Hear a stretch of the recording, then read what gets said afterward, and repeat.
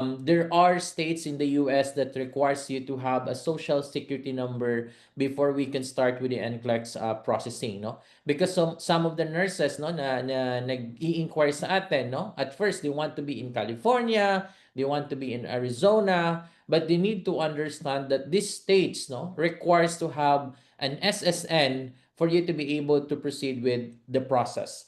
But there are also states in the US that do not require a social security number. So what we're going to do is let's choose a state in your initial state for the NCLEX that do not require SSN, and after passing the NCLEX, we can just process license endorsement and reciprocity, no? So let's say you are in California and you have an SSN and you wanted to process NCLEX California, then we can proceed with the NCLEX. So later, we will be also sharing to you our best recommended states that you can just start the process kahit nandito kayo sa Pilipinas or outside the United States. Next, we have this English exam results. Some of the states are very particular when it comes to the English exam, no?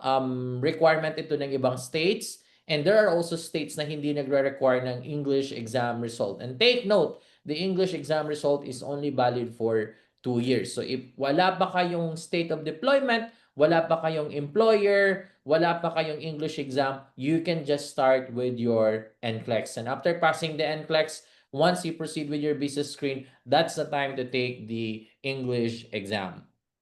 Okay, next is the date of graduation. No, some of the states are very specific when it comes to the date of graduation.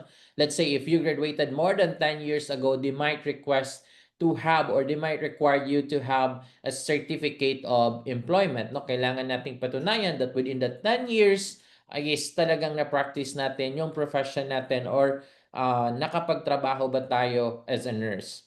And of course, next is the application validity. Application validity is very important. No, some of the states, yung application validity is only valid for 1 year. Some of the states, yung application validity is only valid for 6 months. And some of the states, yung application validity is valid until you pass. No, so let's say you process your NCLEX and then hindi nakapasa yung applicant ng NCLEX or hindi nakapag-take ng exam within 1 year, ang mangyayari is uulitin yung application. So that's another waiting time, that's another submission of documents, and that's another payment. So mas maganda kung wala pa tayong state of deployment, mas maganda na piliin natin yung state that the application validity is valid until we pass the examination. Next, we have the home country license. No? Ito yung PRC license po ninyo. There are states that requires you to have your home country license, requires you to have your local license, and may mga states naman na pwede lang tayong mag-proceed sa NCLEX kahit wala tayong home country license, no? So maybe, sir, question, meron po akong local license. However, in the process of the NCLEX, hindi ko po i-declare. Okay lang po ba yan? Yes, okay lang po yan. Wala yung negative implication sa process mo as long as yung state na yon is hindi nagre-require ng home country license, no? For your application and approval. Next is we do have this processing time frame.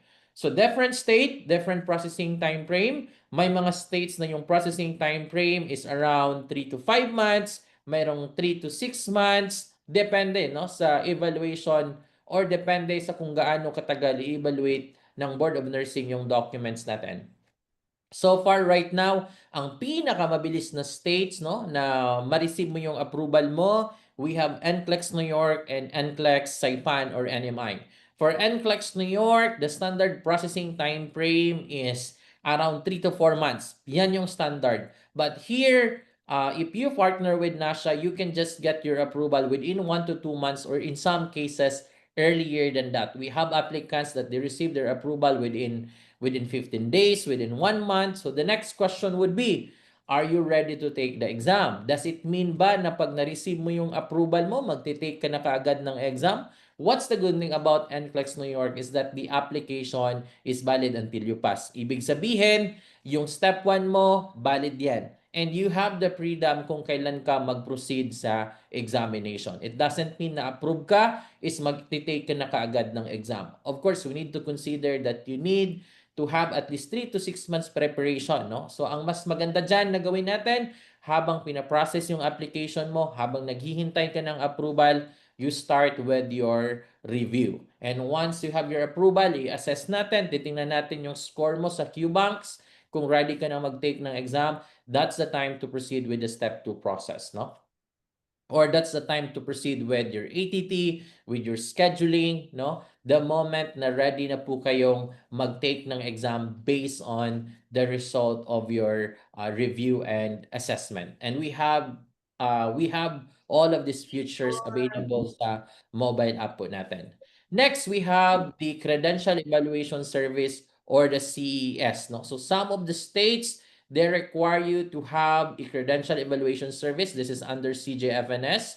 Some of the states naman, hindi sila nagre-require ng CES. So take note, kung ang state natin for the NCLEX require a CES, medyo matagal and medyo may kamahalan, no? So if nagtitipid tayo, if yung budget natin is hindi ganon kalaki for the NCLEX, we might choose a state na hindi nagre-require ng CES, no? Later na natin gawin yan. Once we pass the NCLEX, magpa-process naman tayo ng visa screen. And take note, for the visa screen process, most of the employers or even 98% of the employers, they sponsor the visa screen, no? So sila na po yung magbabayad niyan, no?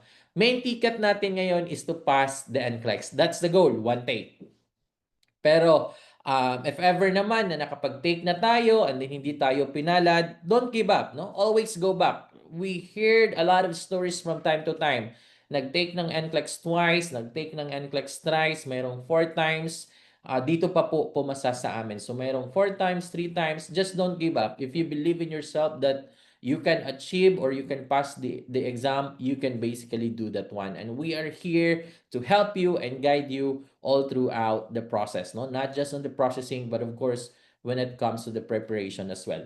Next, we have the clinical and theoretical hours, no? There are states right now, once we process the NCLEX, once we process the business screen, they are very particular when it comes to the number of clinical and theoretical hours, no? So if you want to know more about that one, we might schedule a one-on-one appointment po sa inyo if you want to have the assessment and evaluation.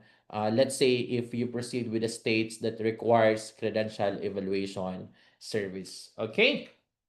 Now, let's say, okay, sir, I'm already decided to partner with NASHA. What's the next step, no? So the next step would be, hindi po payment, no? Wala po tayong payment right away. We can proceed with the free assessment and evaluation. So that's the good thing about NASHA. You can also have access to the mobile app. You can have also access to free review materials, coaching session, and QBanks para po ma-assess mo din yung sarili mo if ready ka na ba talagang mag-process ng NCLEX, no?